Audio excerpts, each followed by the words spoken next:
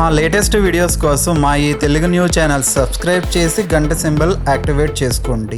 ఈరోజే పరివర్తన ఏకాదశి, పరమ పవిత్రమైన రోజు. ఈరోజు ఏమీ చేయకపోయినా సరే రాత్రి 12 లోపు ఈ కథలు వింటే చాలు 10 నిమిషాల్లో అంతులేని ఐశ్వర్యం వస్తుంది. లక్ష్మీ నారాయణుల అనుగ్రహంతో మీకు ఉండే కష్టాలన్నీ కూడా పోతాయి. అష్టైశ్వర్యాలు సిద్ధిస్తాయి. ఈరోజు ఈ కథలు వినటం వలన జన్మల పాపాలు పోతాయి, కోటి జన్మల పుణ్యం వస్తుంది. దరిద్రం వదిలి అపర కుబేరులుగా మారే అవకాశాలు కూడా వస్తాయి. ఇక మీకు అన్ని శుభాలే జరుగుతాయి.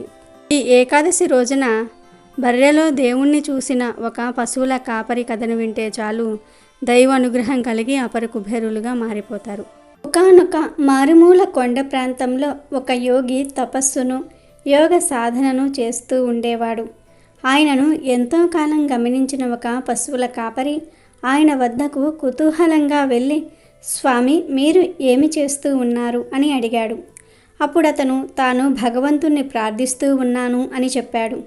అప్పుడు ఆ పశువుల కాపరి భగవంతుడు అంటే ఎవరు, ఆయన ఎక్కడ ఉంటాడు అని అడిగాడు. విద్యాగర్భంతో ఆ యోగి పశువుల కాపరిని చులకన చేసి, చెప్పినా అర్థం చేసుకునే తెలివి నీకు లేదు, నా సమయం వృధా చేయవద్దు అని ఆ పశువుల కాపరిని అక్కడి నుంచి పంపిస్తాడు. ఎన్నోసార్లు ఆ పశువుల కాపరి ఆ యోగిని ఇదే ప్రశ్న అడగసాగాడు. పశువుల కాపరి పదే పదే అడిగేసరికి ఆ యోగికి విసుగు కలిగి సమాధానం చెప్పదలుచుకున్నాడు. పదే పదే భగవంతుని గూర్చి అడుగుతున్న పశువుల కాపరి వైపు ఆ యోగి హేళనగా చూసి, నువ్వు కాసుకునే ఆ బర్రెలో దేవుడు ఉన్నాడు అని చెప్పాడు. పశువుల కాపరి ఆ బర్రెను నిజంగానే దేవుడని నమ్మాడు. అన్ని పశువులకు పెట్టే గడ్డి కాకుండా ఈ బర్రెకు ఎక్కువ పచ్చగా తాజాగా ఉన్న గడ్డిని పెట్టేవాడు. అన్ని బర్రెల కన్నా దీనికి ఎక్కువ తౌడును, ఇతర పోషకాహారాన్ని అందించేవాడు. దాని దగ్గరే నిద్రించేవాడు, భక్తిగా పూజించేవాడు. కొద్ది రోజులలో ఆ బర్రె మునుపటి కన్నా ఆరోగ్యంగా, అందంగా తయారయ్యింది. ఒకరోజు రాత్రి ఒక అద్భుతం జరిగింది. అది ఆ పశువుల కాపరి జీవితాన్నే మార్చేసింది. అర్ధరాత్రి జరిగిన ఆ అద్భుతం ఏమిటంటే, ఒకనాడు అర్ధరాత్రి పశువుల కాపరి నిద్రిస్తూ ఉండగా కుమారా అన్న పిలుపు వినబడింది. అతను ఆశ్చర్యపోయాడు. తాను పూజించే ఆ బర్రె నుంచే ఆ శబ్దం వస్తుందని తిరిగి చూశాడు. మళ్ళీ అదే కంఠం కుమారా అని వినబడింది. అతను తదేకంగా గమనించగా ఆ శబ్దం అతనిలో నుండే వస్తోందని గ్రహించి పులకరించిపోయాడు. అతని లోపల ఉన్న పరమాత్మ అతనితో మాట్లాడాడు. పశువుల కాపరి ఎన్నో సందేహాలకు సమాధానాలను తెలుసుకున్నాడు. ఆత్మస్వరూపాన్ని గ్రహించాడు. తనకు కలిగిన ఆ అద్భుతమైన అనుభవాన్ని వివరించడానికి యోగి దగ్గరకు బయలుదేరాడు. అల్లంత దూరం నుండి పశువుల కాపరి రాకను అమితాశ్చర్యంతో యోగి గమనించసాగాడు. ఎందుకంటే అతను దివ్యమైన జ్ఞాన ప్రభతో తేజోమయ మూర్తిగా నడిచి వస్తున్న సూర్యునిలా ఆ యోగికి కనిపించాడు. ఆ యోగిని సమీపించగానే పశువుల కాపరి ఆయనకు సాష్టాంగ నమస్కారం చేసి, స్వామి, మీరు చెప్పినట్టే నేను నా బర్రెను పూజించాను, భగవంతుని గనుగున్నాను అన్నాడు. పశువుల కాపరి మాటలకు తాను అహంకారంతో అతనిని హేళన చేయటం గుర్తుకు తెచ్చుకొని ఎంతో సిగ్గుతో తలవంచుకొని, నేను హాస్యానికి నీతో అలా అన్నాను, కానీ అది నిజం కాదు, నన్ను క్షమించు. ఈ నీ జ్ఞాన ప్రభకు గల కారణాన్ని దయచేసి తెలుపమని కోరుకున్నాడు యోగి. అప్పుడు ఆ పశువుల కాపరి, స్వామి, మీరు చెప్పిన దాన్ని నేను పూర్తిగా నమ్మాను. ఆ బర్రెలో భగవంతుడు ఉన్నాడని నమ్మి త్రికరణ శుద్ధిగా పూజించాను. ఆ కారణంగానే నాకు ఈ ఆత్మ సాక్షాత్కారం లభించింది. దీనికి నేను మీకు సర్వదా కృతజ్ఞుడినై ఉంటాను అని నమస్కరించాడు. అంతేకాక ఆ యోగికి కలిగిన అనేక సందేహాలను నివృత్తి చేశాడు. ప్రతి ప్రాణిలోనూ ఆత్మ ఉంటుంది, అది జీవాత్మ. దానినే ప్రత్యేగాత్మ అంటారు. నిష్కల్మషమైన భక్తి అనే వెలుగులో ఆత్మస్వరూపం తెలుస్తుంది. ఆ ఆత్మజ్ఞానమే ఉత్కృష్టమైన పరమాత్ముడిని మనకు దర్శింపచేస్తుంది. ఆ స్థితిలో మానవుడు పాంచభౌతికమైన ఈ శరీరానికి చర్మ చక్షువులను అందని ఎన్నో విషయాలను తానుగా తెలుసుకుంటూ ఉంటాడు. ఇందుకు యోగులు, సన్యాసులు, తాపసులే కావలసిన అవసరం లేదు. త్రికరణ శుద్ధిగా భగవంతుని నమ్మే పశువుల కాపరికి కూడా పరమాత్మ సాక్షాత్కారం సాధ్యమే అని చెప్పటమే ఈ కథ లక్ష్యం. ప్రతి మాసంలోనూ 2 పక్షాలు ఉంటాయి. ఒక్కో పక్షంలో ఒక ఏకాదశి వస్తుందనే విషయం తెలిసిందే. ప్రతి ఏకాదశి కూడా విశేషమైన ఫలితాన్ని కలిగి ఉంటుంది. అలా భాద్రపద మాసంలో వచ్చే శుక్ల ఏకాదశిని పరివర్తన ఏకాదశి లేదా పార్శవ ఏకాదశి లేదా వామన ఏకాదశి అని అంటారు. ఆషాఢ శుద్ధ ఏకాదశి రోజున యోగనిద్రలోనికి జారుకున్న శ్రీ మహావిష్ణువు భాద్రపద శుద్ధ ఏకాదశి రోజున ఎడమవైపు నుంచి కుడివైపుకు తిరుగుతాడు. ఇలా స్వామి ఒకవైపు నుంచి మరోవైపుకు పరివర్తనం చెందే ఏకాదశి కనుక దీనిని పరివర్తన ఏకాదశి అని అంటారు. పరివర్తన అంటే మార్పు అని కూడా అర్థం వస్తుంది. ఈ రోజునే శ్రీ మహావిష్ణువు వామనావతారాన్ని ఎత్తి మహాబలిని పాతాళ లోకానికి పంపిస్తాడు. పరివర్తన ఏకాదశి రోజు వామన అవతారాన్ని పూజించటం వలన బ్రహ్మ విష్ణు మహేశ్వర్లను సేవిస్తే కలుగు ఫలితం లభిస్తుంది అని పురాణాలు చెప్తూ ఉన్నాయి. పరివర్తన ఏకాదశి తరువాత వచ్చే ద్వాదశే వామన జయంతి. ఈ ఏకాదశి రోజు ఉపవాసం ఉండటం వలన తెలియక చేసిన పాపాలు అన్నీ కూడా నశిస్తాయని, కోరిన కోరికలు ఫలిస్తాయని నమ్మకం. ఈ రోజున వైష్ణవ ఆలయాలను దర్శించుకోవటం వలన పాపాలు పోతాయి. విష్ణు సహస్రనామ పారాయణం చేస్తూ జాగరణ చేయటం వలన ఆ స్వామివారి అనుగ్రహం కలుగుతుంది. ఇలా పరివర్తన ఏకాదశి వ్రతాన్ని ఆచరించటం వలన లేమి అనేది లేకుండా పోతుందని ఆధ్యాత్మిక గ్రంథాలు చెప్తూ ఉన్నాయి. అంతేకాదు ఈ ఏకాదశిని ఆచరిస్తే వివిధ రకాల కారణాల వలన అసంపూర్తిగా ఆగిపోయిన పనులు పూర్తవుతాయని స్పష్టం చేస్తూ ఉన్నాయి. ఒకసారి ధర్మరాజు శ్రీకృష్ణునితో, ఓ కృష్ణ, భాద్రపద శుక్లపక్షంలో వచ్చే ఏకాదశి పేరేమిటి? దానిని ఏ విధంగా పాటించాలి? దానిని పాటించటం వలన కలిగే లాభమేమిటని అడిగాడు. దానికి ప్రత్యుత్తరమిస్తూ శ్రీకృష్ణుడు అతనితో, రాజా, భాద్రపద శుక్లపక్షంలో వచ్చే ఏకాదశి పేరు పార్శవ ఏకాదశి. ఇది అత్యంత శుభకరమైనది. ఈ ఏకాదశి మనిషికి మోక్షాన్ని ప్రసాదించి సమస్త పాపాలను పరిహరిస్తుంది. ఈ ఏకాదశి మహిమను విన్నంత మాత్రం చేతనే మనిషి యొక్క అన్ని పాపాలు నశిస్తాయి. ఈ ఏకాదశి పాలనం వలన కలిగే పుణ్యం వాజపేయ యజ్ఞ ఫలితంతో కూడా లభించదు. దీనికి జయంతి ఏకాదశి అని కూడా పేరు ఉన్నది. ఈ ఏకాదశి రోజు శ్రీ వామనదేవుణ్ణి భక్తితో అర్చిస్తే వాడు ముల్లోక వాసులచే అర్చింపబడతాడు. పద్మాక్షుడగు విష్ణువును ఈరోజు ఆరాధించువాడు నిస్సందేహంగా వైకుంఠానికి వెళతాడు. శయనించి ఉన్న భగవానుడు ఈ ఏకాదశి రోజునే ఎడమవైపు నుండి కుడివైపుకు తిరుగుతాడు. అందుకే దీనికి పార్శవ పరివర్తిని ఏకాదశి అని పేరు వచ్చింది అని అన్నాడు. అది విన్న ధర్మరాజు శ్రీకృష్ణునితో, ఓ జనార్దన, నీవు చెప్పిన దానిని విన్నప్పటికీ నాకు కొన్ని సందేహాలు కలుగుతూ ఉన్నాయి. ఓ దేవదేవ, నీవు ఎలా శయనిస్తావు? ఏ విధంగా ప్రక్కకు ఒత్తిగిల్లుతావు? చాతుర్మాస్య వ్రతాన్ని ఆచరించే విధానమేమిటి? నీవు శయనించినప్పుడు జనులు చేయవలసినదేమిటి? నీవు చక్రవర్తిని అంటే బలిచక్రవర్తిని ఎందుకు దించావు? వీటన్నిటికీ సమాధానం చెప్పి నాకు సందేహ నివృత్తి చెయ్యము అని అడిగాడు ధర్మరాజు. దానికి సమాధానమిస్తూ శ్రీకృష్ణుడు అతనితో, ఓ రాజకేసరి, త్రేతాయుగంలో బలి అనే నా భక్తుడు ఒకడు ఉండేవాడు. రాక్షస కులంలో జన్మించినప్పటికీ అతడు నిత్యం నన్ను పూజిస్తూ స్తుతించేవాడు.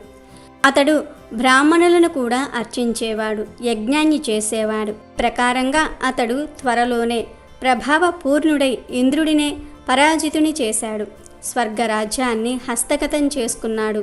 అప్పుడు ఇంద్రునితో పాటు దేవతలందరూ, ఋషులందరూ నన్ను ఆశ్రయించారు. వారి ప్రార్థనలకు నేను వామన రూపంలో అవతరించి బలి మహారాజు యొక్క యజ్ఞ ప్రాంగణానికి బ్రహ్మచారి రూపంలో వెళ్ళాను. నేను బలిని 3 అడుగుల నేలను దానమిమ్మని అడిగాను. కేవలం 3 అడుగుల నేలను కాక ఇంకా ఏదైనా కోరుకోమని బలిచక్రవర్తి నన్ను ప్రార్థించాడు. అడిగిన దానితోనే సంతృప్తి చెందుతానని చెప్పి నేను దృఢ నిశ్చయాన్ని ప్రదర్శించాను. ఆపై ఇక ఎంత మాత్రం సంకోచం లేకుండా బలి మహారాజు మరియు అతని భార్య అయిన వింధ్యావళి నాకు 3 అడుగుల నేలను దానమిచ్చారు. అప్పుడు నేను వామన రూపంలోనే క్రమంగా శరీరాన్ని పెంచి 1 అడుగుతో 7 అధోలోకాలను ఆక్రమించాను. 2వ అడుగుతో గ్రహమండలంతో పాటు సమస్త ఆకాశాన్ని ఆక్రమించాను. 3వ అడుగుకు స్థానం చూపమని అడుగగా బలి తన శిరాన్ని స్థానంగా చూపించాడు. ఆ విధంగా వామనదేవుడు ఆయన నేను నా పాదాన్ని బలి చక్రవర్తి శిరంపై ఉంచాడు. ఆ చక్రవర్తి వినమ్రతకు మెచ్చిన నేను అతనితోనే శాశ్వతంగా ఉంటానని ఆశీర్వదించాను. ఈ ఏకాదశి రోజునే అంటే భాద్రపద శుక్లపక్ష ఏకాదశి రోజునే శ్రీ వామనదేవుని శ్రీ విగ్రహం బలి మహారాజు గృహంలో ప్రతిష్ఠించబడింది. ఈ రోజే నా వేరో ఒక రూపం అనంత శేషతల్పంపై క్షీరసాగరంలో ప్రతిష్ఠింపబడింది. భగవానుడు శయన ఏకాదశి నుండి ఉద్ధాన ఏకాదశి వరకు 4 నెలల పాటు శయనిస్తాడు. ప్రతి ఒక్కడు భగవానుడికి ఈ 4 నెలలు విశేషమైన అర్చన చేయాలి.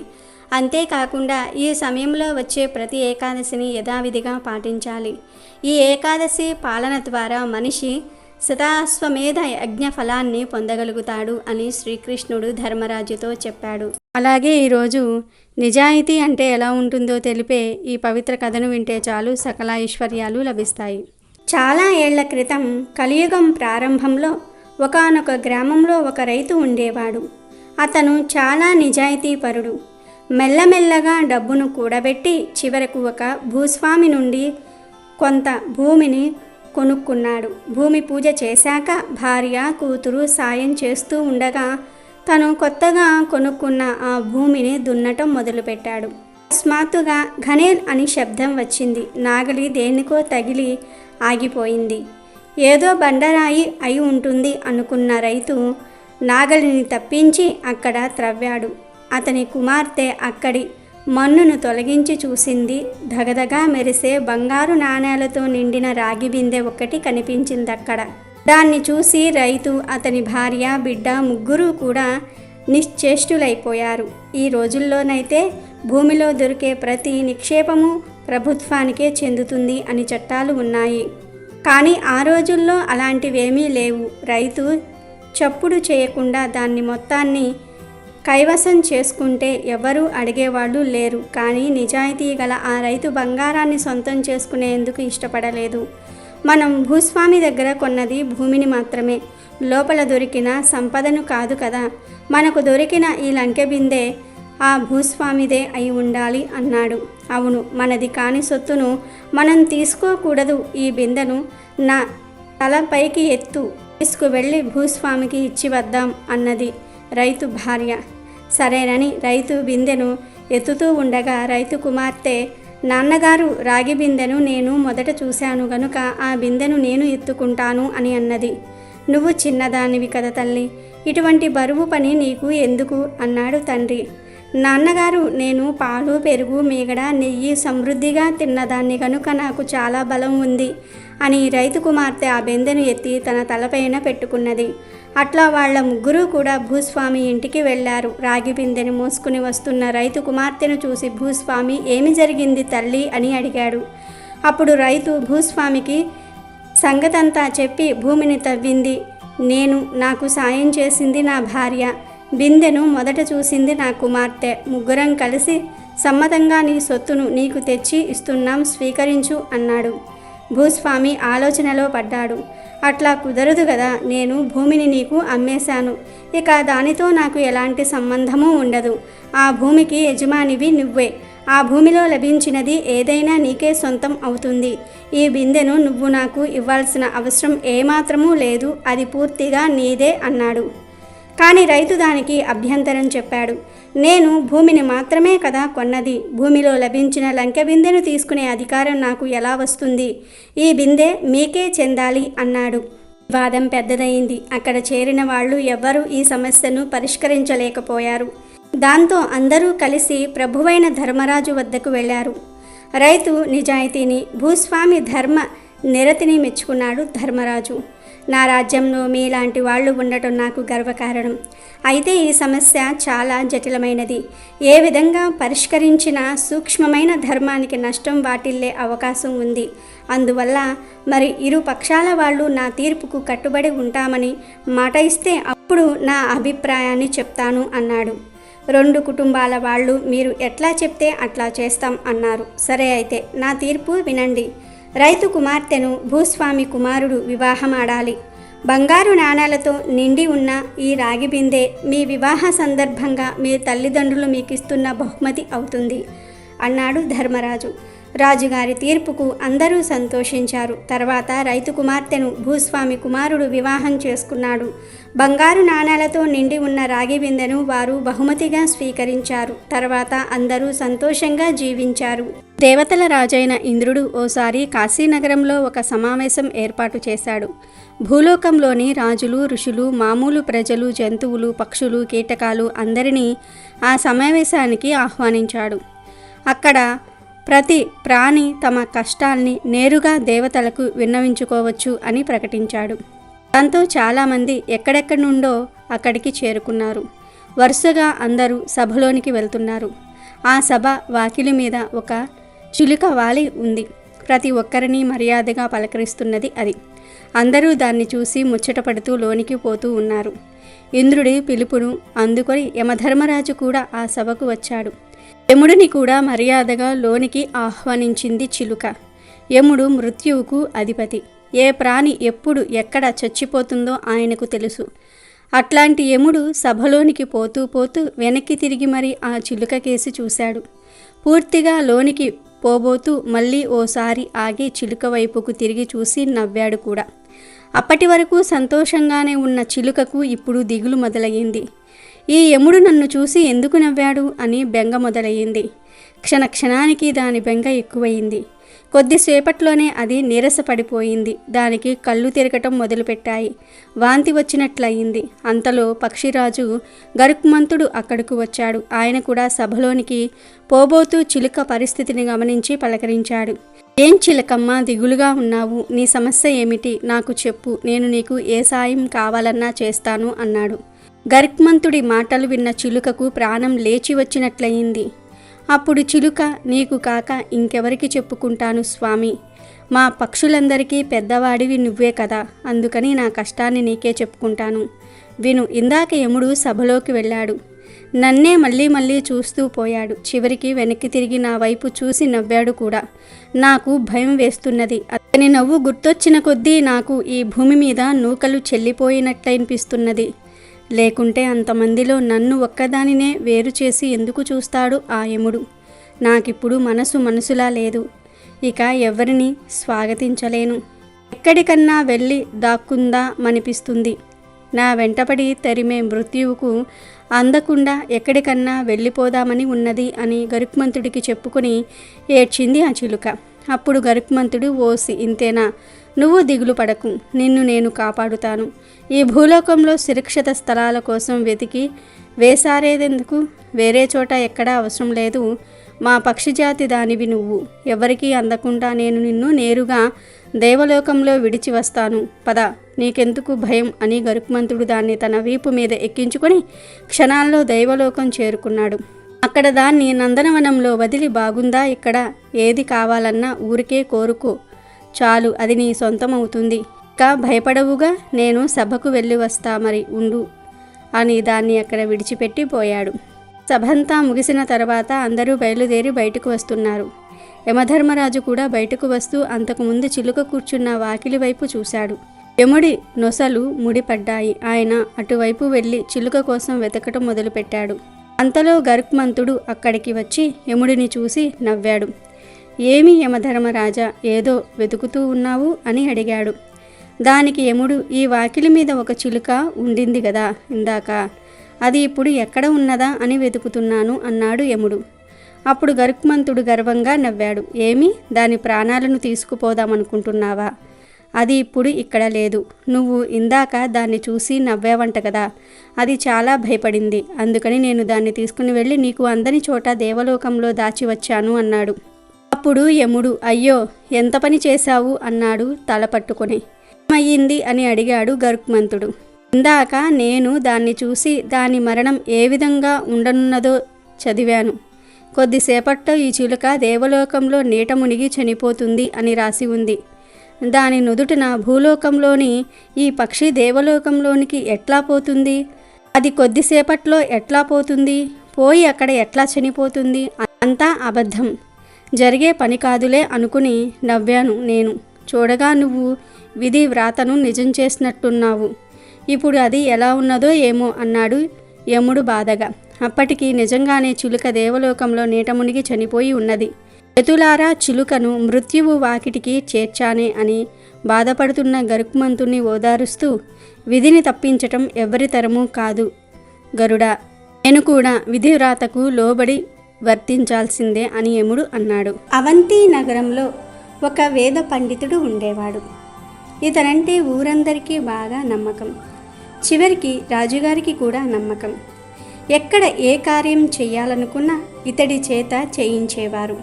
ఇతడికి ఎన్నో ఏళ్లుగా సంతానం లేకపోవటం వలన యజ్ఞాలు చేశాడు, యాగాలు చేశాడు. చివరికి పుత్ర కామేష్టి యాగం చెయ్యగా ఒక పుత్రుడు జన్మించాడు.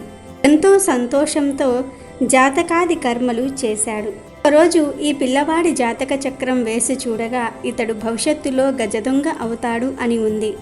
ఆ జాతకం చూసి పండితుడి గుండె జల్లుమంది. అయినా మళ్ళీ మళ్ళీ వేశాడు. ఎన్నిసార్లు చూసినా గజదొంగ అవుతాడు అని వచ్చింది. అప్పుడు పండితుడు, బాబోయ్, నేను పండితుణ్ణి, వీడు గజదొంగ, పండిత పుత్రుడు పరమశుంఠ అనే మాట నిజమవుతుందేమో అని భయపడ్డాడు. ఇంతలోనే మనసును అదుపులోకి తెచ్చుకుని, వీడి జాతకాన్ని మార్చలేము కానీ మనసును అదుపు చెయ్యాలి, ఎలా ఎలా ఎలా అని ఆలోచించి ఆ రోజు నుండి పిల్లాడికి రామాయణ, భారత, భాగవతాలు, గరుడ పురాణం లాంటి పురాణాలు బాగా చెప్పాడు. వీటిలో ప్రత్యేకంగా గరుడ పురాణం మరీ 1కి 10 సార్లు వినిపించాడు. దాంతో పిల్లాడి హృదయంలో జ్ఞాన సంపద వెలిగింది. ఈ తప్పు చేస్తే ఈ శిక్ష పడుతుంది, ఈ తప్పు చేస్తే మరో శిక్ష పడుతుంది, బంగారం దొంగతనం చేస్తే కుష్టివ్యాధి వస్తుంది, వెండి దొంగతనం చేస్తే క్షయవ్యాధి వస్తుంది, ఎవరినైనా దూషించటం, పరుల మీద నిందలు వేయటం, గురువులను వేదాలను నిందించటం, దొంగతనాలు చేయటం లాంటివి చేస్తే ప్రాణం తీసుకు చావాలి, ఇంకా అనేక శిక్షలు అనుభవించాలి అని మనసులో లోతుగా పాతుకుపోయింది. ఎట్టకేలకు ఈ కుర్రాడు కూడా పండితుడు అయ్యాడు. ఇతడి పేరు కూడా క్రమంగా ఆ నోట ఈ నోట పడి రాజుగారి దగ్గరికి వెళ్ళింది. రాజుగారు పండితుడి తండ్రిని పిలిచి, ఓ పండిత బ్రహ్మ, భూసురోత్తమ, నీ కుమారుడి గుణగణాలు విన్నాను. ఇక నుండి నా దగ్గర పురోహితుడిగా చేయడానికి పంపించు అనగానే సంతోషించి అలాగే అని చెప్పి వెళ్ళాడు. అలా వెళ్ళాడే గాని మనసంతా ఆందోళన. వీడి జాతకంలో గజదొంగ అవుతాడని ఉంది. ఇన్నాళ్ళు నా దగ్గర ఉన్నాడు గనుక ఏదో ఒకటి చెప్పి వాడి మనసు మళ్ళకుండా చేశాను. ఇప్పుడు రాజమందిరంలోనికి ప్రవేశిస్తే అక్కడ ఉండే బంగారం, వెండి, ఇతర విలువైన సామాగ్రి చూసి పొరపాటున మనసు మారి దొంగతనం చేస్తే వాడి తలే పోతుంది. అయ్యో, పంపించకపోతే వీడికి భవిష్యత్తు ఉండదు. అక్కడికి వెళ్ళాక ఏదైనా చేస్తే మనిషే ఉండడు అని తనను తాను నిగ్రహించుకొని కొడుకును పిలిచి, నాయనా, రేపటి నుండి నువ్వు రాజమందిరంలో పురోహితుడిగా చెయ్యాలి కనుక చాలా జాగ్రత్తగా ఉండాలి.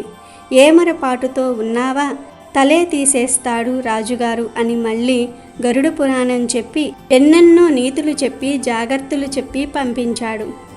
చిన్ననాటి నుండి ఇలా పురాణాలు, రామాయణ, భారత, భాగవతాలు చెప్తూ ఉంటే ఎందుకు చెప్తున్నాడో అర్థమయ్యేది కాదు ఈ పండిత పుత్రుడికి. వీడు గజదొంగ అవుతాడని తండ్రికి తప్ప వీడికి తెలియదు. మొత్తం మీద రాజుగారిని కలిసి అక్కడ పురోహితుడిగా నియమితుడయ్యాడు. పూజ చేయడానికి పూజా మందిరంలోనికి వెళ్ళగానే అక్కడ ధగధగా మెరిసిపోతున్న వజ్రాలు, పగడాలు, బంగారము, వెండి వస్తువులు చూసి, ఆహా, నా జీవితంలో ఇలాంటివి చూడలేదు అంటూ చేతితో పట్టుకోబోయాడు. వాటిని తీసుకోవాలనిపించింది. వెంటనే మనసులో, అమ్మో, ఈ దొంగతనం చేస్తే ఈ బాధలు పడాలి అని చిన్నప్పటి నుండి తన తండ్రి చెప్పిన మాటలు, పురాణాలు గుర్తొచ్చి, అమ్మో, వద్దు వద్దు అని వెనక్కి తగ్గి పూజాది కార్యక్రమాలు చేశాడు. ఇలా కొన్నాళ్ళు గడిచింది. ఒకరోజు ఆనాటి కార్యక్రమాలు పూర్తి చేసి ఇంటికి వెళ్ళబోతూ ఉంటే రాజద్వారం దగ్గర ద్వారపాలకులు ఆపి చేతిలో ఉన్న మూట చూసి, ఏంటది స్వామి, చూపించండి అనగా, అయ్యో, ఏమీ లేదు ఏమీ లేదు అనగా అనుమానం వచ్చి లాక్కొని చూస్తే ఆ మూటలో తౌడు ఉంది. ఇదేంటి స్వామి తవుడు మూట పట్టుకుపోతున్నారు అని ద్వారపాలకులు అడగగా పండితుడు బెదిరిపోతూ చూశాడు. ఇక ద్వారపాలకులు సందేహంతో రాజుగారి దగ్గర ఇతడిని ప్రవేశపెట్టారు. అప్పుడు రాజుగారికి జరిగిందంతా పూసగుచ్చినట్లు భటులు చెప్పారు. రాజు అంతా విని, భూసురోత్తమ, ఎందుకు ఇలా చేశావు అని అడుగుతాడు. అప్పుడు పండితుడు, ఏమీ లేదు మహారాజా, ఆవుకు పెట్టడానికి ఇంట్లో తవుడు నిండుకుంది, అందుకే ఇలా చేశాను అనేసరికి రాజుగారు నవ్వుకుని, అదేంటి పండితపుత్ర, అడిగితే బస్తాలకు బస్తాలకు ఇచ్చేవాడిని కదా, దొంగతనం చేయాల్సిన కర్మేమి వచ్చింది, చిన్న పిల్లాడి చేష్టలా ఉంది అనుకుని అతడి తండ్రిని పిలిపించాడు. తండ్రి గజగజ వణికిపోతూ, అయ్యో వీడేం చేశాడో, అనుకుందంతా జరిగినట్లు ఉంది, ఎంత చెప్పినా కర్మను మార్చలేము, అయ్యో వాడి తల తీసేస్తారు, కుయ్యో మొర్రో అయ్యో నాయనో అంటూ ఏడుస్తూ దర్బారుకు వచ్చాడు. అప్పుడు రాజుగారు జరిగింది చెప్పాడు. మనసులో హమ్మయ్య అనుకుని, మహారాజా మీకు ఒక రహస్యం చెప్పాలి, ఏకాంతంగా మాట్లాడాలి అని రాజుగారి ఏకాంత మందిరానికి తీసుకుని వెళ్ళి, మహారాజా నన్ను క్షమించండి, ఇదిగో వాడి జాతకం, వీడి జాతకం ప్రకారం గజదొంగ అవ్వాలి, కానీ నేను మన భారత భాగవత రామాయణ పురాణాలు చిన్ననాటి నుండి బోధించాను, వాటి ప్రభావమే ఈ చిన్న దొంగతనంతో పూర్తయింది, లేదంటే ఈ పాటికి వాడు గజదొంగ అయ్యుండేవాడు, వాడి జాతక దోషం ఈ దొంగతనంతో పూర్తయింది, ఇక మీదట ఎలాంటి అపశృతి జరగదు అని మాటిస్తున్నాను అని రాజుగారికి వివరించాడు. ఆ పండితుడి నిజాయితీకి మెచ్చుకొని మణిమాణిక్యాలు ఇచ్చి, బస్తాల కొద్దీ ఆహార ధాన్యాలు ఇచ్చి, తవుడు ఇచ్చి పంపించాడు రాజు. ఆ విధంగా పిల్లాడి దోషాలను నివృత్తి చేశాడు తండ్రి. అందుకే పిల్లలకు చిన్ననాటి నుండి ఇలాంటి పురాణాలు, ఇతిహాసాలు చెప్తే జాతకాలు మార్చేయవచ్చు. ఇది నిజంగా జరిగిన కథ. పూర్వం గండకి అనే ఒక అమ్మాయి ఉండేది. ఆమె అందానికి ఎవరైనా సరే దాసోహం అవ్వాల్సిందే. శ్రావస్తి అనే నగరంలో ఈ గండకి ఉండేది. గండకి ఒక వేశ్య. గండకితో ఒక రాత్రి గడిపితే చాలు వాళ్ళ తలరాతలు మారిపోయేవి, వాళ్ళ అదృష్టాలు మారిపోయేవి, బాగా సంపన్నులుగా గొప్పవాళ్లుగా మారిపోయేవారు. దీంతో చాలామంది డబ్బు ఉన్నవాళ్ళు కూడా ఆమెను అనుభవించాలనుకునేవారు. అయితే గండకి మాత్రం అందరినీ తన దగ్గరకు రానిచ్చేది కాదు. చెడ్డవాళ్లతో అస్సలు గడిపేది కాదు. రోజుకు ఒక వ్యక్తితోనే గడిపేది. తాను మరుసటి రోజు గడపబోయే వ్యక్తితో ముందు రోజు బేరం కుదుర్చుకునేది. ఇక ఆ రోజు మొత్తం అతనినే భర్తగా భావించేది. తను ఏది కోరితే అది చేసేది. కేవలం సుఖం అందించటమే కాదు, తనను భర్తగా భావించి తాను చెప్పే ప్రతి పని చేసేది. తన వద్దకు వచ్చిన వ్యక్తికి ఏమైనా అయితే తట్టుకోలేకపోయేది. ఒకసారి గండకి గురించి నారాయణుడికి తెలిసింది. ఆమెను పరీక్షించాలనుకున్నాడు నారాయణుడు. దాంతో ఒకరోజు ముందు విష్ణువు మారువేషంలో వెళ్ళి గండకితో బేరం కుదుర్చుకున్నాడు. గండకి కూడా అతను మంచివాడిలాగా కనిపించాడు కాబట్టి ఒకరోజు ఆయనకు భార్యలా ఉండేందుకు ఒప్పుకుంది. మరుసటి రోజు విష్ణువు వస్తాడు. తనకు ముందుగా భార్యలా స్నానం చేయించి కడుపు నిండా భోజనం పెట్టమని కోరుకుంటాడు నారాయణుడు. సరే అని గండకి ముందుగా ఆయనకు స్నానం చేయించబోతుంది. బట్టలు తీసివేస్తే ఒంటి నిండా పుండ్లు కనబడతాయి. నారాయణుడు అందవికారంగా కనిపించాడు. అయినా కూడా ఆమె శ్రద్ధగా స్నానం చేయించింది.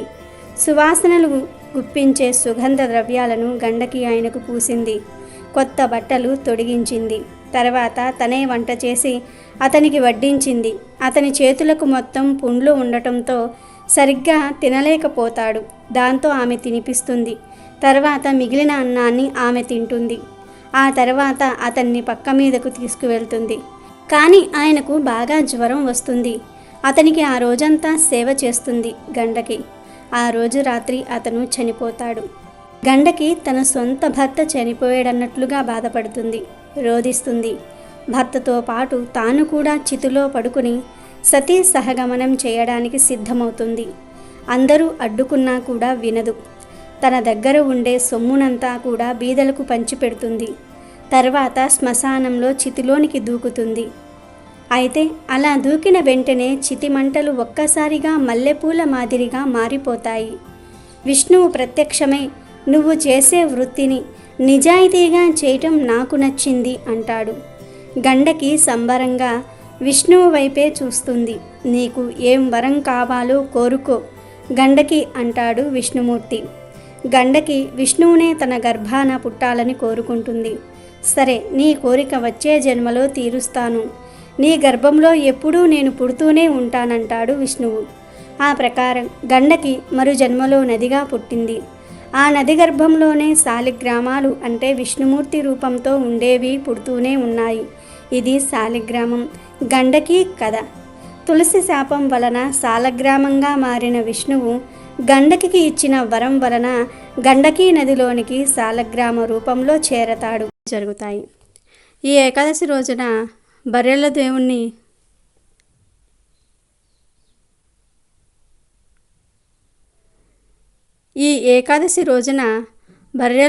గంధమాదన పర్వతంపై నిరంతరము విహరించే మాధవి ధర్మజ్వలులనే దంపతులకు కార్తీక పూర్ణిమ శుక్రవారం నాడు ఒక ఆడపిల్ల పుట్టింది.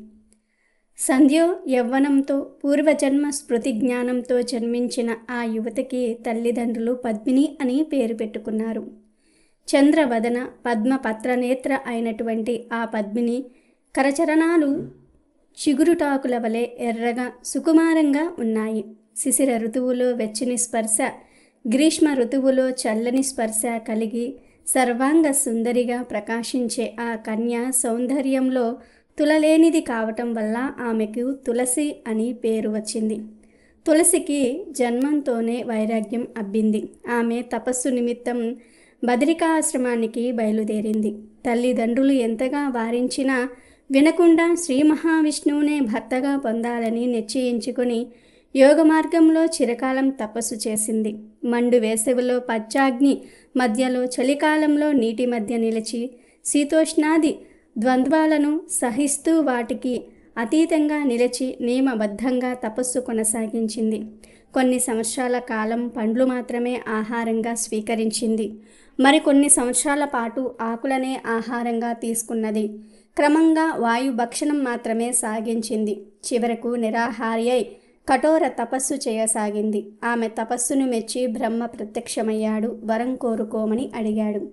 బ్రహ్మదేవుడు ప్రత్యక్షమైనందుకు తులసి ఎంతో సంతోషించింది.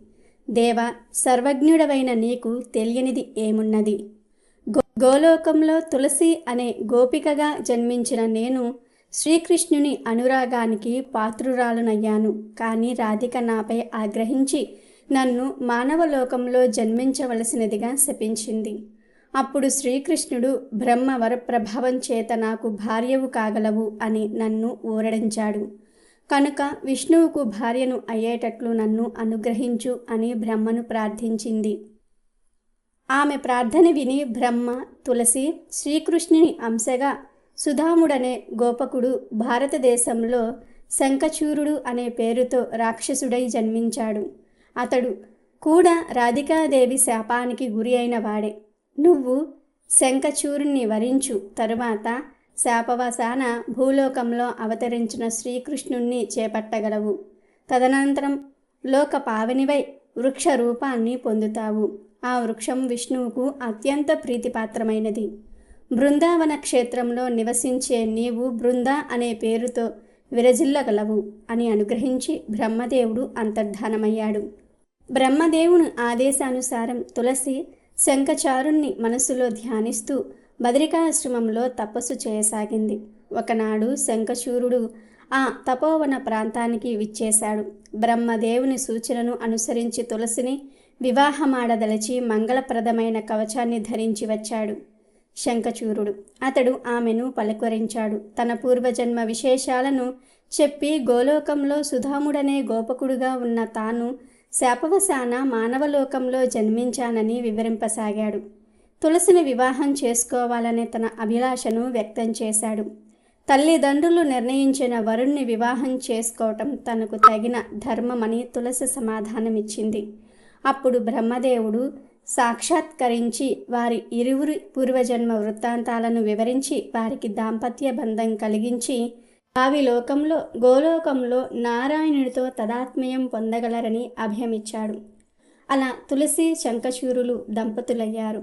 శంఖచూరుడు బ్రహ్మదత్త వరప్రభావం చేత దేవలోకాన్ని జయించాడు. ఇంద్రాది దేవతలు శంఖచూరుణ్ణి జయించలేక బ్రహ్మను శంకరుణ్ణి కలుసుకుని తమ బాధలు విన్నవించుకున్నారు. వారంతా కలిసి వైకుంఠానికి వెళ్ళారు. దేవతలందరినీ పక్షాన బ్రహ్మదేవుడు శ్రీ మహావిష్ణువును ప్రార్థించి తమ ఆవేదనను నివేదించాడు. శంఖచూరుడు దురాగతాలు వివరించాడు. దేవతలకి స్వస్థత కలిగించవలసినదిగా ప్రార్థించాడు. అంతటా శ్రీ మహావిష్ణువు శంఖచూరుని పూర్వజన్మ వృత్తాంతాన్ని దేవతలకు జ్ఞప్తికి తెచ్చి రాధాదేవి శాపం వల్లనే అతడు మానవలోకంలో జన్మించిన సంగతిని వివరించాడు. తొందరపడి శపించిన రాధ తిరిగి అచిరకాలంలోనే నా భర్త సన్నిధిని పొందగలవని శాపమోక్షం కూడా అనుగ్రహించినట్లు చెప్పాడు.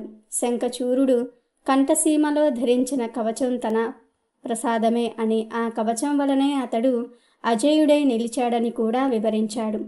మరొక్క రహస్యాన్ని కూడా విష్ణుమూర్తి వివరించాడు. శంఖచూరుని భార్య తులసి మహాపతివ్రత అని, ఆమె సతీత్వానికి భంగం కలిగిస్తే కాని శంఖచూరుడు మరణించడనే సంగతి చెప్పి తాను బ్రాహ్మణ వేషంలో వెళ్ళి తులసీదేవి సతీత్వాన్ని భంగపరుస్తున్నానని, అదే సమయంలో పరమేశ్వరుడు యుద్ధంలో శంఖచూరుణ్ణి సంహరించగలడని చెప్పాడు. ఇంతలో శ్రీ మహావిష్ణువు బ్రాహ్మణ వేషధారి అయి శంఖచూరుణ్ణి సమీపించి అతని కవచాన్ని యాచించి దానంగా స్వీకరించాడు. ఆ కవచాన్ని ధరించి శంఖచూరుని రూపంలో తులసి వద్దకు వెళ్ళాడు శ్రీ మహావిష్ణువు. యుద్ధంలో విజయం సాధించి తన భర్త తిరిగి వచ్చాడని భావించిన తులసి అతనికి అన్ని సపర్యలు చేసింది. బ్రహ్మదేవుని మధ్య వర్తిత్వంలో సంధి కుదిరిందని, దేవతల రాజ్యాలను వారికి తిరిగి ఇచ్చి వేశారని, యుద్ధం ముగిసిందని చెప్పాడు శంఖచూరుని వేషంలో ఉన్న విష్ణువు. అతడు కోరగా తులసి ఏకాంత సుఖాన్ని అందించడానికి సిద్ధపడింది. అయితే అతని స్వభావంలోని స్వల్ప భేదాన్ని తులసి గమనించింది. నీవు నా భర్తవు కావు, ఎవరో మాయావివి, నిజం చెప్పు అని నిలదీసింది. విష్ణుమూర్తి నిజరూపంలో సాక్షాత్కరించాడు. శ్రీహరిని చూసి తులసి క్షణంలో మూర్ఛిల్లి కొంతసేపటికి తేరుకుని, ధర్మాన్ని భంగపరిచి నా భర్తను సంహరించావు. రాతి గుండెగల నీవు పాషాణ రూపుడవై పొమ్మని విష్ణువును శపించింది. అంతటా విష్ణువు తులసి శంఖచూరుల పూర్వ వృత్తాంతాలను, శాప విషయాలను తులసికి గుర్తు చేశాడు. యుద్ధంలో పరమశివుని చేత మరణించిన నీ భర్త శాప విముక్తిని పొంది తిరిగి గోలోకంలో చేరుకున్నాడు. నీవు కూడా ఈ దేహాన్ని విడిచి గండకి అనే నదివై ప్రవహించు. నీ శాప ఫలితంగా నేను గండకి శిలనై ఆ నదీ తీరంలోనే నిలిచి ఉంటాను. నీవు ఈ శరీరాన్ని వదిలి దివ్య రూపాన్ని ధరించి నాలో ఐక్యం కాగలవు. నీ కేశములన్నీ కూడా తులసి వృక్షంగా రూపాంతరం చెంది దేవతా పూజల్లో అగ్రస్థానం వహిస్తాయి. తులసీ దళం హరిహరాదులకు ప్రీతిపాత్రం అవుతుంది. సర్వపాప పరిహారమై పేరు పొందుతుంది. దేవతల చేత పూజింపబడుతూ ఉంటుంది. తులసి వృక్షం ఉన్న చోట నిత్యము నేను నివసిస్తాను. తులసీ దళంతో నన్ను అభిషేకించిన వారు సహస్ర ఘంటాభిషేక ఫలాన్ని పొందగలరు. అవసాన దశలో తులసి తీర్థం సేవించిన వారికి పునర్జన్మ ఉండదు. వారు పాప విముక్తులై నా లోకాన్ని పొందుతారు. నిత్యము తులసి తీర్థాన్ని సేవించేవారు అశ్వమేధయాగ ఫలాన్ని పొందగలరు. రాత్రి వేళల్లోనూ, ఏకాదశి, పూర్ణిమ, అమావాస్య తిథులలోనూ, శుక్రవారం నాడు తులసీ దళాలను కోసేవారు నా శిరస్సును త్రుంచినంత పాప ఫలాన్ని అనుభవించక తప్పదు. అద్వితీయము, అనంతము అయిన పవిత్రతను, శక్తిని నీకు అనుగ్రహిస్తున్నాను అని చెప్పి శ్రీ మహావిష్ణువు అంతర్ధానమయ్యాడు. తులసి తన శరీరాన్ని విడిచి గండకీ నది రూపంలో ప్రవహిస్తూ ఉండగా ఆమె కేశ సముదాయం తులసి వృక్షమే బృందావనంలో సర్వదేవతలకు పూజనీయమైంది. భక్తులను అనుగ్రహించటమే జగన్మాతకు ప్రధాన లక్ష్యం గనుక అందుకోసం అనేక రూపాలతో ఆయా దేవతలను అవతరింపచేసి ఆ తల్లి మనసు కనికరిస్తుంది. పూర్వం ఓ దేశాన్ని పాలించే రాజు ఉండేవాడు. అతని మనసులో ముఖ్యంగా 3 అర్థం కాని ప్రశ్నలు మెదడును తొలుస్తూ ఉన్నాయి. అవి: 1, దేవుడు ఏ వైపు చూస్తూ ఉంటాడు? 2వది, దేవుడు ఎక్కడ ఉంటాడు? 3వది, దేవుడు ఏం చేస్తాడు? ఈ ప్రశ్నలకు ఎన్నో మార్లు ఎంత యోచించినా సరైన సమాధానం దొరకలేదు. రాజు తన ఆస్థానంలో ఓ రోజు సమావేశమై పండితులను, శాస్త్రకారులను, మేధావులను ఆహ్వానించాడు. తాను 3 ప్రశ్నలు వేస్తానని, వాటికి జవాబులు చెప్పడానికి ముందుకు వచ్చి సరైన సమాధానం చెప్పిన వారికి గొప్ప బహుమతి లభిస్తుందని చెప్తాడు. సరైన సమాధానం చెప్పకపోతే కారాగారం పాలు చేస్తారని చెప్తాడు. దాంతో భయపడి ఎవ్వరూ కూడా ముందుకు రాలేదు. ఈ విషయం దేశమంతా చాటింపబడింది. ఓ చిన్న గ్రామం నుండి పశువుల కాపరి ఒక ఆయన ముందుకు వచ్చాడు. రాజస్థానం చేరుకున్నాడు. రాజ్యసభలో ఎందరో మేధావులు, శాస్త్ర పండితులు కూర్చొనున్నారు. పశువుల కాపరి రాజుగారి మొదటి ప్రశ్నకు సమాధానం చెప్పబోయే ముందు రాజుకో విషయం నిర్దేశం చేస్తాడు. రాజా, చెప్పేవాడు గురువు, వినేవాడు శిష్యుడు.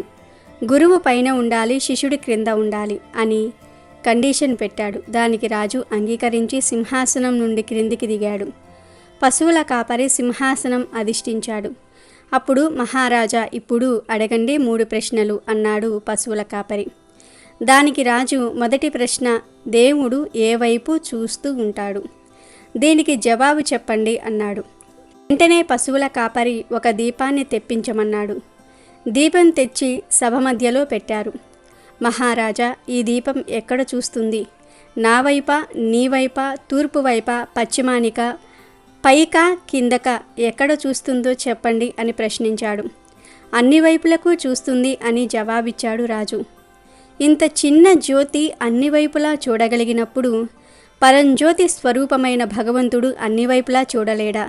సమస్త జీవుల కళ్ళల్లో వెలుగుగా ఉన్న పరంజ్యోతి పరమాత్మే అన్నాడు పశువుల కాపరి. మరి ఇక 2వ ప్రశ్న, దేవుడు ఎక్కడ ఉంటాడు అన్నాడు రాజు. సరే, ఓ చిన్న పాత్రలో పాలు తెప్పించమన్నాడు పశువుల కాపరి. భటులు పాలు తెచ్చారు. అప్పుడు పశువుల కాపరి, మహారాజా, ఈ పాలల్లో నెయ్యి ఎక్కడ ఉందో చెప్పగలవా అని అడిగాడు. పాలను బాగా మరగబెట్టాలి. వాటిని తోడు అనగా మజ్జిగ కలిపి కొన్ని గంటలు కదపకుండా ఉంచాలి. అప్పుడు పెరుగు సిద్ధమవుతుంది. దాన్ని కవ్వంతో చిలికితే వెన్న వస్తుంది. తర్వాత తయారైన వెన్నను కాస్తే నెయ్యి తయారవుతుంది అన్నాడు రాజు. సరిగ్గా చెప్పారు మహారాజా.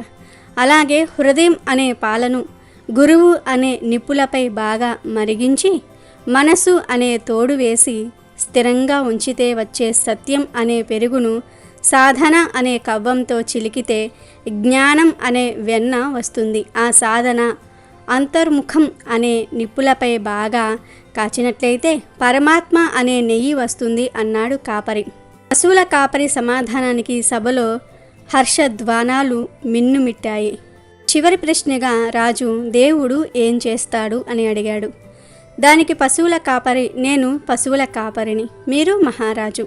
కింద ఉన్న నన్ను సింహాసనం పైన కూర్చోబెట్టారు, పైన ఉన్న మిమ్మల్ని కిందికి దించేశారు. ఇదే పరమాత్మ లీల.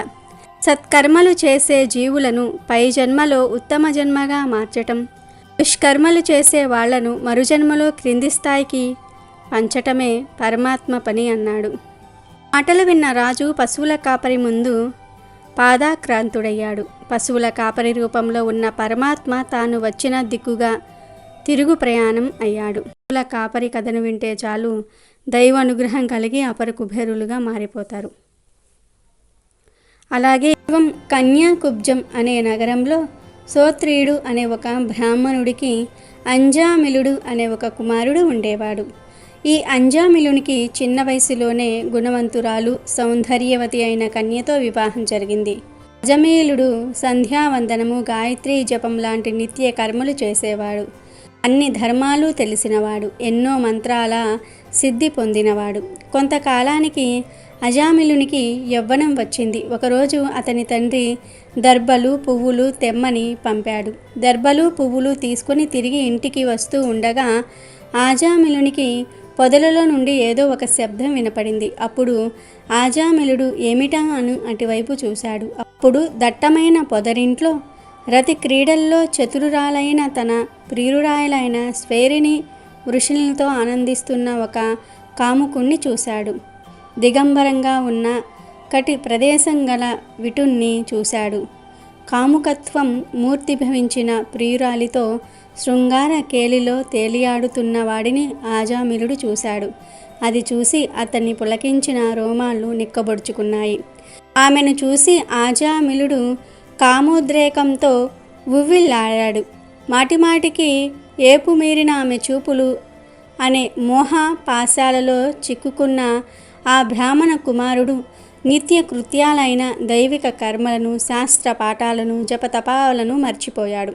అతని మనసనే కారరణ్యంలో కామోద్రికమనే కారుచిచ్చు చెలరేగసాగింది. అప్పటి నుండి అతని మనసులో ఆమెను పొందాలనే కోరిక చెలరేగింది. అలా ఆజామిలుడు దిగులుతో కృంగిపోయాడు, విచారించాడు, కామావేశానికి లోనయ్యాడు. ఆజామిలుడు కులాచార మర్యాదలను కోలద్రోశాడు. తండ్రి సంపాదించిన ఆస్తినంతటినీ ఆమె పాలు చేశాడు. సద్గుణాలను వేడనారాడు.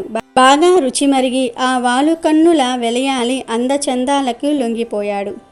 సుగుణవతి, సౌందర్యవతి అయిన తన భార్యను ఇష్టపడక నీచుడై తెలివి తక్కువ తనంతో ఆ వెలయాలి ఇంటికి వెళ్ళసాగాడు. బంధువులను తిట్టి, సజ్జనులను బాధించి, దిక్కులేని దీనులను చిక్కుల పాలు చేసి, దారులు కొట్టి దోచుకోవటంలో దిట్టగా మారి నిందలను లెక్క చేయకుండా జీవింపసాగాడు. ఈ విధంగా చాలా కాలం ఆజామిలుడు భ్రష్టాచారుడై ఆ వేశ్య కుటుంబాన్ని పోషిస్తూ ఆమెనే భార్యగా భావిస్తూ చెడు మార్గంలో ప్రవర్తింపసాగాడు. ఆమెతో 9 మంది బిడ్డల్ని కన్నాడు. ఆమె బిడ్డలను పోషించడానికి ఎన్నో దొంగతనాలు చేశాడు, ఎన్నో పాపాలు చేశాడు. ఆ స్త్రీనే జీవితం అనుకుని బ్రతికేశాడు. ఆవిడకు పుట్టిన పిల్లల్లో ఆఖరివాడు అంటే ఆజామిలునికి చాలా ఇష్టం. అతని పేరు నారాయణ. ఎప్పుడూ నారాయణ నారాయణ అని వాడినే కలవరించేవాడు. కొంతకాలానికి అతనికి వయసు అయిపోయింది, మరణ సమయం వచ్చింది. ఒకరోజు చూడడానికి భయంకరంగా ఉన్న యమదూతలు అదృశ్య రూపంలో ఇతని ప్రాణాలను తీసుకుని పోవడానికి వచ్చారు. ప్రాణం పోయేవాడికి వాడి ఆఖరి క్షణాలలో మాత్రమే యమదూతలు కనబడతారు. యమదూతలు అతనిపై పాశాన్ని వేశారు. వారిని చూసి భయంతో నోటిలో సరిగ్గా మాట రావటం లేదు ఆజామిలునికి. అతి కష్టంతో దూరంగా ఆడుకుంటున్న అతనికి ఇష్టమైన చిన్న కొడుకుని పిలవడానికి నారాయణ అని గొణిగాడు. 4 విష్ణుదూతలు వచ్చి ఆ యమదూతలు వేసిన పాశాన్ని కత్తిరించారు. అతనికి పోతున్న ఊపిరి కాస్త నిలబడింది. ఈ యమదూతలు, విష్ణుదూతలు కేవలం ఆజామిలునికి మాత్రమే కనబడుతూ ఉన్నారు. వారి మాటలను వింటున్నాడు ఆజామిలుడు. అప్పుడు యమదూతలు విష్ణుదూతలతో, మీరు ఎవరు? మా పనికి ఎందుకు ఆటంకం కలిగిస్తున్నారు? ఇతను జీవితంలో ఎన్నో ఘోర పాపాలు చేశాడు. వీడిని మేము నరకానికి తీసుకుని వెళ్ళి శిక్షలు విధిస్తాము అని అన్నారు. దానికి విష్ణుదూతలు, మేము విష్ణుదూతలము, మేము వైకుంఠం నుండి వచ్చాము. మీ ధర్మ విచక్షణ సామర్థ్యం తెలిసిపోయింది. అజ్ఞానంతో మీరు పుణ్యాత్ములను దండింపరాని వారిని దండిస్తున్నారన్న విషయం వెల్లడి అయింది. యమదూతలారా, ఇతడు మరణ సమయంలో అమృతమయమైన అక్షరాలతో కూడిన భగవంతుని పుణ్యనామాన్ని స్వీకరించటం వలన 1,000,000 కంటే ఎక్కువ జన్మలలో చేసిన పాపాలన్నిటినీ కూడా పోగొట్టుకున్నాడు. హరినామ కీర్తనలు, ముక్తికాంత ఏకాంత మోహన విహారాలు, సత్యలోక నివాసాన్ని ప్రసాదించే ఆనంద సౌభాగ్య విలాసాలు. ఇతడు నారాయణ అని పిలిచినప్పుడు ఇతని మనస్సు కుమారుని మీద వ్యక్తమై ఉన్నదని మీరు అనుకోవద్దు. భగవంతుని పేరును ఏ విధంగా పలికినా శ్రీహరి రక్షకుడై అందులోనే ఉంటాడు. కుమారుని పేరు పెట్టి పిలిచిన విశ్రాంతి వేళల్లో అయినా, ఆటలో అయినా, పరిహాసంగా అయినా, పద్య వచన గీత భావార్థాలతో అయినా నారాయణ్ణి స్మరిస్తే పాపాలు తొలగిపోతాయి. ఆ ప్రాయశ్చిత్తాల వల్ల ఆ పాపాలు తాత్కాలికంగా ఉపశమిస్తాయి తప్ప పూర్తిగా పరిహారం కావు. అంత్యకాలంలో ధైర్యం సన్నగిల్లినప్పుడు పూర్వజన్మ పుణ్య విశేషం ఉంటేనే కానీ కేశవుడు మనస్సుకు తోచడు. శ్రీహరి నామమనే అమృతాన్ని ఈ ఆజామిలుడు ప్రత్యక్షంగా సేవించాడు. ఈ శ్రీహరి నామ స్మరణమనే ధర్మం ఈ సత్పురుషుడి మరణం అనంతరం ఎందుకు వృధా అవుతుంది అని ఈ విధంగా విష్ణుదూతలు భాగవత ధర్మాన్ని నిరూపించి, తను ఎంత పాపాత్ముడైనా ప్రాణం పోయే చివరి క్షణంలో నారాయణ అని అన్నాడు. తన కొడుకును పిలవాలి అనుకుని పిలిచినా సరే చివరి క్షణాలలో నారాయణ అని అన్నందుకు ఇతని పాపాలు పోయాయి. ఏ నేపథ్యంతోనైనా సరే అంత్యకాలంలో నారాయణ నామస్మరణ చేసేవారు నరకానికి పోరు కనుక మీరు ఇతనిని తీసుకుని వెళ్ళకూడదు అని చెప్పి అతనిని వైకుంఠానికి తీసుకుని వెళ్ళారు. యమదూతలు తిరిగి యమలోకానికి వెళ్ళి జరిగిందంతా కూడా యమునికి చెప్పారు. అప్పుడు యముడు హరిభక్తులు నిరంతరం ఆయన నామస్మరణ చేసేవారు కనీసం ఆఖరి క్షణాల్లోనైనా నారాయణ నామస్మరణ చేసేవారు నరకానికి రారు అని చెప్పాడు. బట్టి పాపాలను పోగొట్టుకోవడానికి నరకానికి వెళ్లకుండా ఉండడానికి హరినామ స్మరణ శ్రీకృష్ణ భజనలే ఉత్తమమైన మార్గాలు అనే విషయాన్ని ఈ కథ ద్వారా గ్రహించాలి. ఒక ఎడారిలో ఒక చిన్న పిచ్చుక నివసిస్తూ ఉండేది. అక్కడ ఎటువంటి పచ్చదనము లేకపోవటం వలన ఆ పిచ్చుక మండే ఇసుకలో రోజంతా గెంతుతూ ఉండేది. ఒక రోజున నారదుడు అటుపోతూ ఈ పిచ్చుక పడుతున్న కష్టాలను చూసి చాలా జాలిపడ్డాడు. అప్పుడు నారదుడు ఆ పిచ్చుక దగ్గరకు వెళ్ళి, ఓ చిన్ని పిచ్చుక, ఇంత మండే ఎడారిలో నువ్వు ఏమి చేస్తూ ఉన్నావు? నీకేమైనా సహాయం చేయనా అని అడిగాడు. అప్పుడు ఆ చిన్ని పిచ్చుక నారదుడికి నమస్కారం చేసుకుని, స్వామి, నా జీవితం ఎంతో ఆనందంగా ఉంది, కానీ ఈ ఎండవేడిని నేను భరించలేకపోతూ ఉన్నాను. నా పాదాలు రెండూ కాలిపోతూ ఉన్నాయి. ఇక్కడ ఒక చెట్టు ఉంటే ఈ ఎండ వేడిని కొంచెము తట్టుకుని హాయిగా సంతోషంగా ఉండగలను అని చెప్పింది. ఇటువంటి ఎడారిలో చెట్టు మొలవటం అసాధ్యం. నీ కోరికను ఎలా తీర్చాలో నాకు తెలియటం లేదు. అయినా నేను పరమాత్మ దగ్గరకు వెళ్ళి నీ కోరిక నెరవేర్చమని ఆయనను అడుగుతాను అన్నారు నారద మహర్షి. సరే అంది చిన్ని పిట్ట. ఇక నారదుడు అక్కడి నుండి విష్ణుమూర్తి దగ్గరికి వెళ్ళిపోయాడు. శ్రీ మహావిష్ణువు వద్దకు వెళ్ళి నారదుడు ఆ పిట్టకు సహాయం చేయమని విష్ణువుకు ఈ పిచ్చుక విన్నపము తెలియజేశాడు. అప్పుడు విష్ణువు, చూడు నారద, నేను అక్కడ ఒక చెట్టును పెరిగేలాగా చేయగలను, కానీ ఆ పిట్ట విధిరాత అందుకు అనుకూలంగా లేదు. నేను విధి లిఖితాన్ని మార్చలేను, కానీ ఎండ నుంచి ఉపశమనము కోసము ఒక ఉపాయం చెప్తాను విను. ఎప్పుడూ ఏదో ఒక కాలిపైనే గెంతుతూ ఉండమని ఆ పిచ్చుకకు చెప్పు. అప్పుడు ఒక కాలు నేలపై ఉన్నప్పుడు మరొక కాలికి కొంత విశ్రాంతి దొరికి ఉపశమనం కలుగుతుంది. వెళ్ళి ఆ పిచ్చుకతో ఇలా నేను చెప్పానని చెప్పు అన్నారు పరమాత్మ. సరే అని విష్ణుమూర్తి దగ్గర సెలవు తీసుకుని నారదుడు మళ్ళీ ఎడారిలో ఉన్న పిచ్చుకకు కనిపించి పరమాత్మ యొక్క సందేశాన్ని సలహాను వినిపించాడు. పిచ్చుకకు భగవంతుడిపై ఎంతో నమ్మకము కనుక నారదుడి చేత విష్ణువు పంపిన ఉపాయం విని చాలా సంతోషించింది. ఆ చిన్ని పిట్ట నారద మహర్షికి కూడా ఈ సహాయానికి కృతజ్ఞత తెలిపింది. ఎంతో సంతోషించింది. నారదుడికి అర్థం కాలేదు, ఇందులో ఇంత సంతోషించడానికి ఏముందో. అడిగిన చెట్టు మొలిపించలేదు సరికదా, ఒంటికాలి మీద నడువు అని ఇచ్చిన సలహా వలన ఉపయోగమేమిటో అని తికమక పడ్డాడు నారదుడు. కానీ ఆ పిచ్చుక ఈ ఉపాయాన్ని గ్రహించి వెంటనే అమలులో పెట్టడం మొదలుపెట్టింది. నారద మహర్షి అక్కడి నుండి వెళ్ళిపోయాడు. కానీ నారదుడికి ఈ సందేహం అలాగే ఉండిపోయింది. అలా కాలం గడిచి కొన్నాళ్లకు నారదుడికి మళ్ళీ ఈ చిన్ని పిట్ట గుర్తు వచ్చింది. ఇక అక్కడికి వెళ్ళి ఆ పిచ్చుకను చూద్దామని ఆ దారిలో వెళ్తూ ఆ పక్షిని చూశాడు.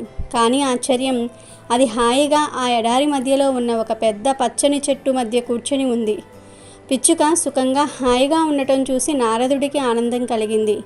అయినా పరమాత్మ చెప్పకపోయినా చెట్టు ఎలా వచ్చిందనే విషయం బోధపడలేదు. దాంతో మళ్ళీ దేవుడి దగ్గరకు వెళ్ళి ఆయనతో ఈ పిచ్చుక గురించి తాను చూసిందంతా కూడా చెప్పాడు. అప్పుడు శ్రీ మహావిష్ణువు నారదునితో ఇలా అన్నారు. అవును నారద, నేను చెప్పినట్లే జరిగింది. పిచ్చుక తలరాతలో చెట్టు రాసి పెట్టలేదు. కానీ నీవు ఆ పిచ్చుకకు నా సందేహం వినిపించిన తర్వాత భక్తి శ్రద్ధలతో ఆ ఉపాయాన్ని విని అర్థము చేసుకొని ఆచరించింది. అంతేకాక కృతజ్ఞతలు కూడా తెలుపుకుంది. పవిత్రమైన హృదయంతో తనకు లభించిన భగవత్ ప్రసాదమును స్వచ్ఛమైన అంతఃకరణ శుద్ధితో అమలులో పెట్టింది. ఆ పిచ్చుక చూపించిన భక్తి శ్రద్ధలకు నేను సంతోషించి ఆ పిచ్చుకను అనుగ్రహించాను. నా అనుగ్రహం మేరకు తలరాతను మార్చేసి అక్కడ అసంభవాన్ని సంభవం చేశాను అన్నాడు. కాబట్టి భగవంతుని నమ్ముకున్నవాడు ఎప్పుడూ నష్టపోడు. నిజమైన భక్తి ఉన్నవాడికి భగవంతుడు ఎప్పుడూ ఏదో ఒక విధంగా సహాయం చేస్తూనే ఉంటాడు. ఇదంతా అర్థం కాని కొందరు మూర్ఖులు, నాస్తికులు ఈ విషయాన్ని ఖండిస్తూ ఉంటారు. మరికొందరు వాదిస్తూ ఉంటారు. ముఖ్యంగా చిన్న వయసు వారు దేవుడిని నమ్మటం అంటే తప్పు చేసినట్టు, అదొక అనాగరికమైన పని అయినట్టు ప్రవర్తిస్తారు. అలాంటి వారికి ఒక మంచి అర్థవంతమైన కథ ఇది. భక్తి, శ్రద్ధ, కృతజ్ఞత, భావం, విశ్వాసం వీటి వలన పరమాత్మ అనుగ్రహం పుష్కలంగా లభిస్తుంది. ఎడారిలో అయినా పచ్చని చెట్టు మొలుస్తుంది అనే నీతిని ఈ కథ ద్వారా గ్రహించాలి. పూర్వం ఓ రాజుకు 4 కొడుకులు ఉండేవారు. ఆ రాజుకు వయసు అయిపోయింది. దాంతో రాజ్యాన్ని తన కొడుకులలో ఎవరో ఒకరికి అప్పజెప్పాలని అనుకుంటాడు. ఎవడైతే సర్వాధికుడైన ధర్మాత్ముణ్ణి వెతికి తీసుకువస్తాడో అతడికే రాజ్యాధికారం ఇస్తాను అని ఆ రాజు తన కొడుకులతో అంటాడు. రాకుమారులు దానికి అంగీకరించి నలుగురు తమ గుర్రాలు తీసుకొని 4 దిక్కులకు బయలుదేరారు. అలా కొంతకాలం గడిచింది. నాళ్ల తర్వాత పెద్ద కొడుకు తిరిగి వచ్చి తండ్రికి ఎదురుగా ఓ వ్యాపారిని నిలబెట్టి, ఈయన వేలాది రూపాయలు దానం చేస్తూ ఉంటారు. ఎన్నో గుళ్ళు గోపురాలు కట్టించారు, చెరువులు తవ్వించారు, చలవేంద్రాలు ఏర్పాటు చేశారు, తీర్థక్షేత్రాలలో ఎన్నో వ్రతాలు చేయిస్తూ ఉంటారు, నిత్యం పురాణ శ్రవణం చేస్తూ ఉంటారు, గోపూజలు చేస్తూ ఉంటారు. ప్రపంచంలో వీరిని మించిన గొప్ప ధర్మాత్ముడెవరూ ఉండరు అన్నాడు. ఆయన నిశ్చయంగా ధర్మాత్ముడే అని పలికిన రాజు ఆ వ్యాపారిని సత్కరించి పంపివేశాడు. రెండవ కొడుకు ఓ బక్కచిక్కిన బ్రాహ్మణుని తీసుకుని వచ్చి, ఈ బ్రాహ్మణుడు 4 ధామాలకు 7 పురాలకు కాలి నడకన వెళ్ళి యాత్రలు చేసి వచ్చాడు. సదా వీరు చాంద్రాయణ వ్రతం చేస్తూ ఉంటారు. అసత్యానికి వీరు భయపడతారు. ఈయన కోపపడటం ఎవ్వరూ ఎన్నడూ చూడలేదు. నియమబద్ధంగా మంత్ర జపాదులు పూర్తి చేసుకున్న తర్వాతనే జలపానం చేస్తారు. కాలాల్లోనూ స్నానం చేసి సంధ్యావందనం చేస్తారు. ఈ కాలంలో ఈ విశ్వంలో వీరిని మించి సర్వశ్రేష్ఠ ధర్మాత్ములెవరూ లేరు అన్నాడు. రాజు బ్రాహ్మణుడు సత్కరించి అధిక దక్షిణలిచ్చి వీరు మంచి ధర్మాత్ములే అంటూ పంపివేశాడు. మూడవ కొడుకు కూడా ఒక బాబాజీని తీసుకొని వచ్చాడు. బాబాజీ వస్తూనే ఆసనం వేసుకుని కళ్ళు మూసుకొని కూర్చుండిపోయారు. జీర్ణమైన బట్టలతో అస్థిపంజరంలా ఉన్న ఆకారంలో ఆయన కనిపిస్తూ ఉన్నాడు. అందరూ ఆసీనులైన తర్వాత మూడవ కొడుకు, వీరు ఎంతగానో నేను ప్రార్థించగా ఇక్కడకు విచ్చేశారు. మీరు మహా తపస్సులు. వారానికి ఒక్కసారి మాత్రమే క్షీరపానం చేస్తారు. గ్రీష్మ ఋతువుల్లో పంచాగ్ని మధ్యలో ఉంటారు. శీతాకాలంలో జలాలలో నిలబడుతూ ఉంటారు.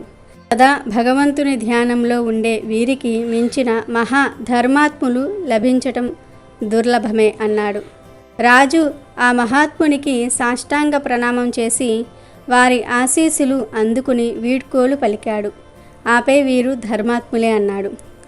అందరి తరువాత చిన్న కొడుకు వచ్చాడు. అతనితో మాసిన బట్టలు కట్టుకున్న పల్లెల్లో నివసించే ఓ రైతు ఉన్నాడు. దూరం నుండే రాజుకు దండాలు పెడుతూ భయపడుతూ ఆ రైతు వచ్చి నిలబడ్డాడు. అన్నలు 3 తమ్మును మూర్ఖత్వానికి పకపకా నవ్వారు. అప్పుడు ఆ చిన్న కొడుకు, ఓ కుక్కకు గాయమైంది. ఇతను అది చూసి దాన్ని గాయం కడిగాడు. అందుకే నేను ఇతన్ని తీసుకువచ్చాను. ఇతడు ధర్మాత్ముడవునో కాదో మీరే అడిగి తెలుసుకోండి అన్నాడు. అప్పుడు రాజు, ఏమయ్యా, నువ్వు ఏం ధర్మం చేస్తూ ఉంటావు అని అడిగాడు. భయపడుతూనే రైతు ఇలా పలికాడు, ప్రభు, నేను చదువుకున్నవాణ్ణి కాను. నాకు ధర్మం అంటే ఏం తెలుస్తుంది? ఎవరైనా జబ్బు పడితే సేవ చేస్తాను, ఎవరైనా యాచిస్తే గుప్పెడు మెతుకులు పెడతాను అన్నాడు. అంతటా రాజు, అతడే అందరికన్నా గొప్ప ధర్మాత్ముడు అన్నాడు. అది విని కొడుకులందరూ కూడా ఆశ్చర్యపోయి అటూ ఇటూ చూడసాగారు. రాజు అప్పుడు దాన ధర్మాలు చేయటం, గోపూజ చేయటము, అసత్యమాడక పోవటం, క్రోధంగా ఉండకపోవటం, తీర్థయాత్రలు, సంధ్యావందనము, పూజాదులు కొనసాగించటం కూడా ధర్మమే. తపస్సు చేయటము ఆవశ్యకమైన ధర్మమే. కానీ సర్వాధిక ధర్మం ఏమిటి అంటే అర్థించకపోయినా అసహాయ స్థితిలో ఉన్న వారిని ఆదుకోవటం, రోగికి సేవ చేయటం, కష్టంలో ఉన్న వారికి చేయూతనివ్వటం సర్వాధికమైన ధర్మం. పరులకు సహకరించే వారికి తనంత తానుగా సహాయం అందుతుంది. త్రిలోకనాథులైన పరమాత్మ అట్టి పరోపకారిపై ప్రసన్నుడై ఉంటాడు అని పలికి చిన్న కొడుకుకే రాజ్యాన్ని ఇచ్చాడు. పరోపకారం అన్నిటికన్నా మించిన ధర్మం. అది నిర్వర్తించేవాడే ధర్మాత్ముడు అనే నీతిని ఈ కథ ద్వారా గ్రహించాలి. కనుక ఈరోజు ఈ కథలు వింటే చాలు, 10 నిమిషాల్లో అంతులేని ఐశ్వర్యం వస్తుంది. లక్ష్మీ నారాయణుల అనుగ్రహంతో మీకు ఉండే కష్టాలన్నీ కూడా పోతాయి. అష్టైశ్వర్యాలు సిద్ధిస్తాయి. ఈరోజు ఈ కథలు వినటం వలన జన్మల పాపాలు పోతాయి, కోటి జన్మల పుణ్యం వస్తుంది. దరిద్రం వదిలి అపర కుబేరులుగా మారే అవకాశాలు కూడా వస్తాయి. ఇక మీకు అన్ని శుభాలే జరుగుతాయి.